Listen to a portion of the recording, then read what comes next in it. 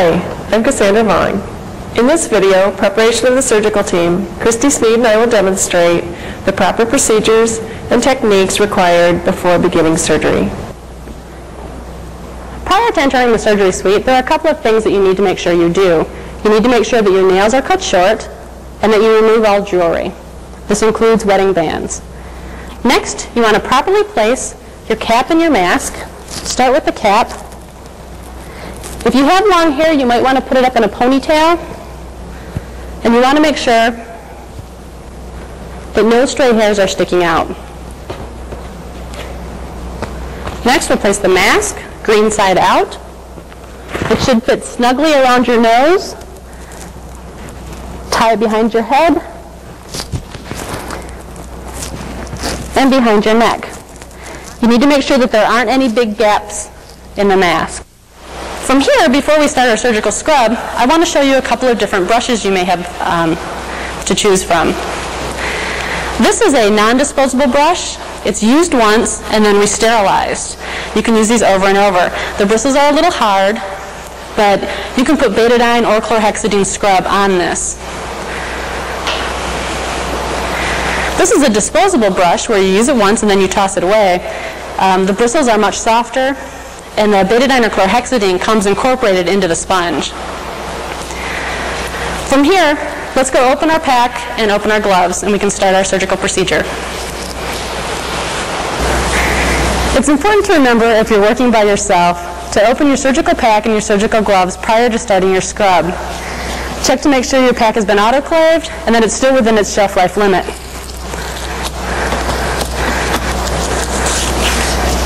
When you open your pack, the first flap needs to open farthest away from your patient. You want to make sure that you don't touch any of the inside of the pack, as that's all sterile.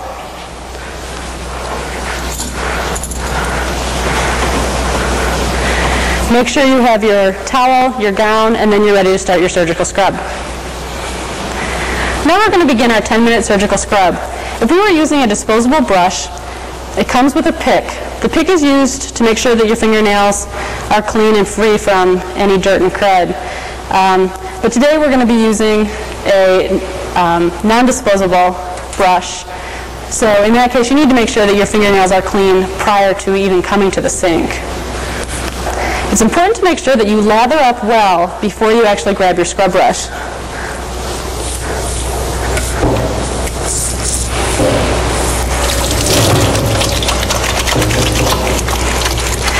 You want to make sure you have good contact between your skin and the betadine.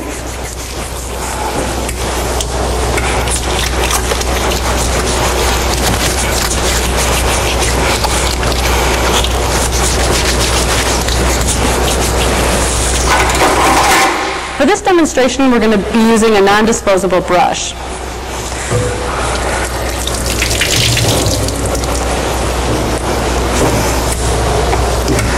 We're going to start the scrub at the fingertips. You want to treat each finger as if it has 4 sides.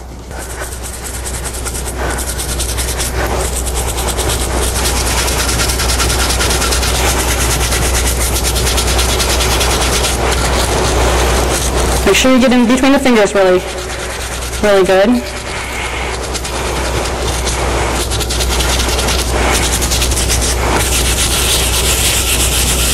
If you need more betadine throughout the procedure, just keep lathering it up.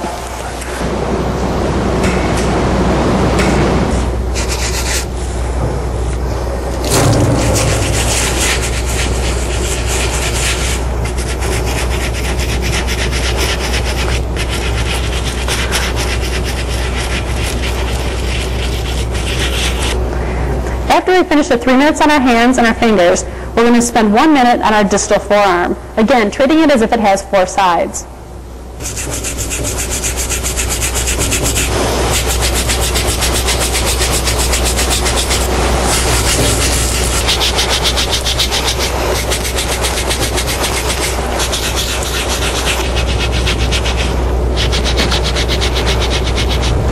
After you've spent a minute on the distal forearm, we spend a minute on our proximal forearm. Again, 4 sides.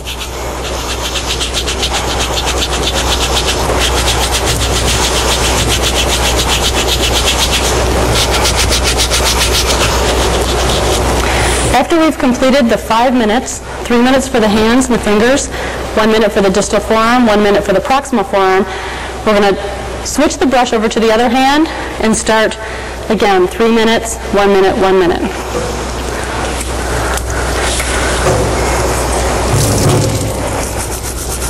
It's important when you're doing the surgical scrub that you're very aware of your surroundings and that you don't touch anything that's not sterile, like the faucet. If you touch the faucet, then you need to begin your surgical scrub over again. I'm also very cautious as I'm doing this to always keep my hands above my elbows. They should never drop below. This way the water drops from our elbows instead of from our hands, and our hands should be the cleanest.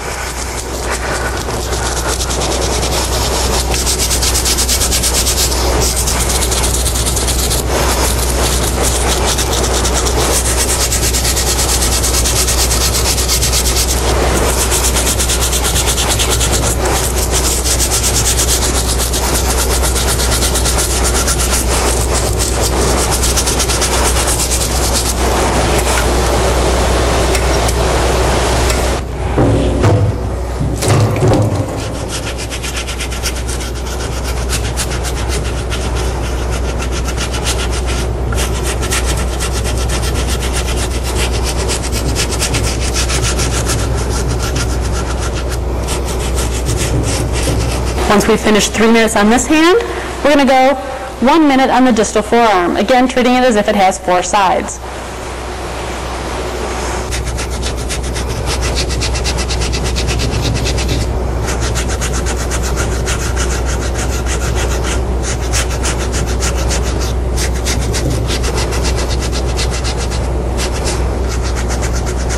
After a minute on my distal forearm, I spend a minute on my proximal forearm.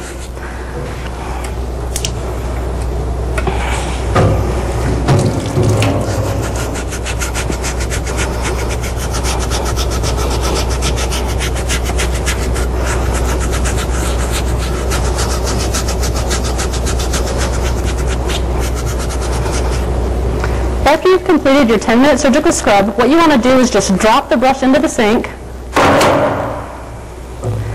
We're going to rinse the betadine from our hands. We're going to let the water run from our fingertips down to our elbows.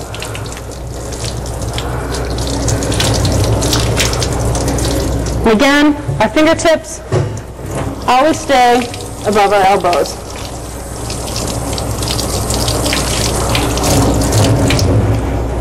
Let any of the excess drop off your elbows, and we're ready to dry our hands.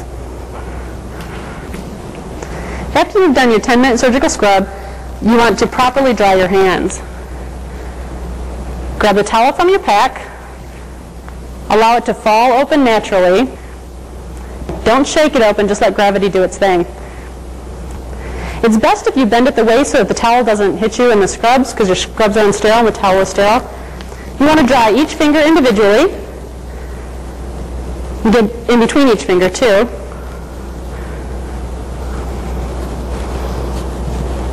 And start at your forearm, working your way down, drying the entire way. From here, with the dry hand, you want to reach behind the towel and start the other hand. So when you move to the second hand, you'll be using the same side of the towel. Start at the fingers, get your hand, and all the way down your arm. Once you're done, allow the towel to drop to the floor, never letting your hands drop below your waist. From here, we're going to put on our surgical gown. Again, let it open naturally. Be very cautious of your surroundings so that you don't contaminate anything, including yourself. So I'll take a step back. I'm looking for the armpits. Once I find the inner armpits, I'll put my arms in and allow the circulating tech to tie me in. She's being very cautious not to reach into the front of the gown, and she's just keeping her hands on the inside.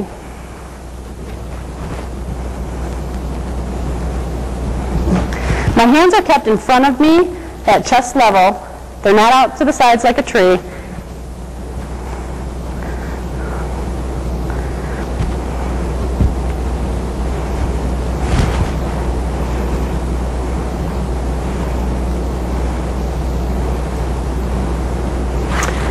from here, we're going to closed glove. Once you have on your sterile gown, it's now time to closed glove. You want to make sure that your fingers never protrude through the ends of the cuffs. Pick up the glove through the gown. Take a step back so as not to touch anything unsterile. Place the glove palm to palm and thumb to thumb. Again, your fingers should never come through.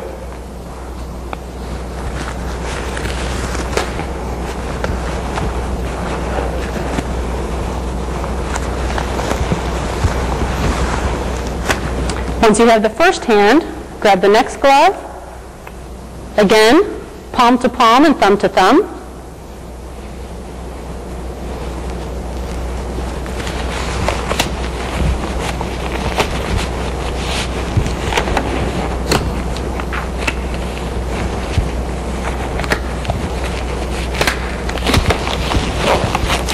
Once both gloves are on, adjust your fingers. Adjust the cuff of the glove.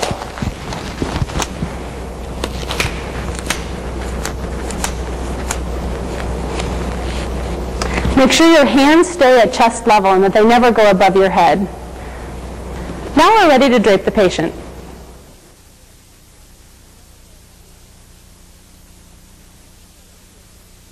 It's important to remember that the patient isn't sterile and neither is the table. Your gown is sterile and so are your hands, so you need to make sure that whenever you're leaning over the patient that nothing sterile comes into contact with something that's unsterile. We'll start by grabbing the 4 wound towels. Again, let gravity open them. Keep one fold in the towel. Hold it like this. We're going to place this onto our patient. Once we have it in the spot we want, we just let go. We'll do this on all 4 sides.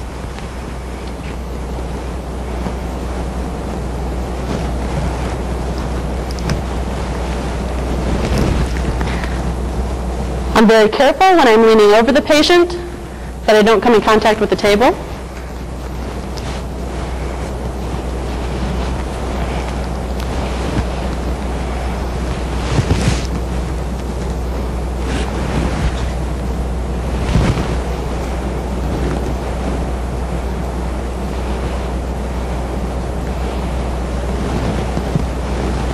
At this point, grab your back house towel clamps and clamp the 4 corners.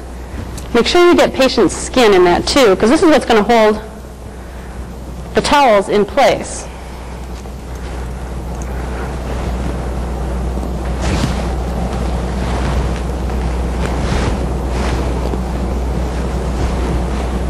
At this point, we grab the fenestrated drape, the drape with the hole in it,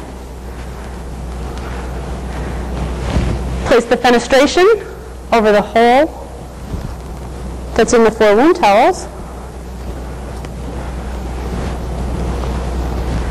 Be careful when you're at the head of the table not to hit anything that's unsterile.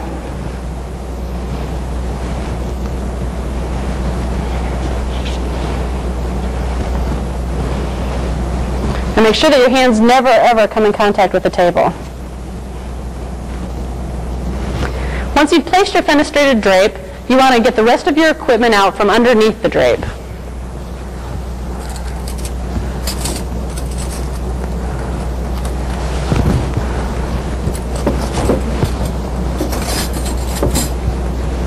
And at this point, you can go ahead and start setting up your instruments. Once you have the instruments arranged the way you want, the last step is to have your sterile assistant come in and tie the wraparound gown. To do this, what you want to do is untie the gown, keep hold of both of the strings, pass one to your assistant, turn, grab your assistant's tie, and tie yourself in.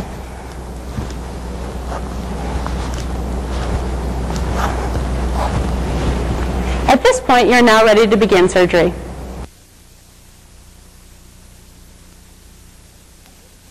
Sometimes during the course of surgery, a glove may rip or tear or even get a hole in it.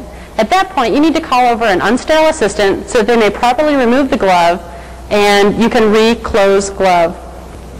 The unsterile assistant will walk in, she'll grasp the glove and the cuff of your gown. As she does that, pull your hand back inside your gown, again so your fingers don't protrude out the cuff, and you can close glove.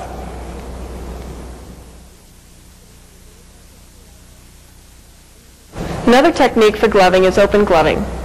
For this technique, you'd pick up one glove by the edge of the cuff, take a step back, slide your hand into the glove, leave it there. You would, taking your fingers, slide underneath, in between the glove and the cuff, take a step back, and slide your hand into that glove. You can unfold the cuff at that point and adjust the cuff on the other hand. At this point, you can adjust your fingers so that it's comfortable,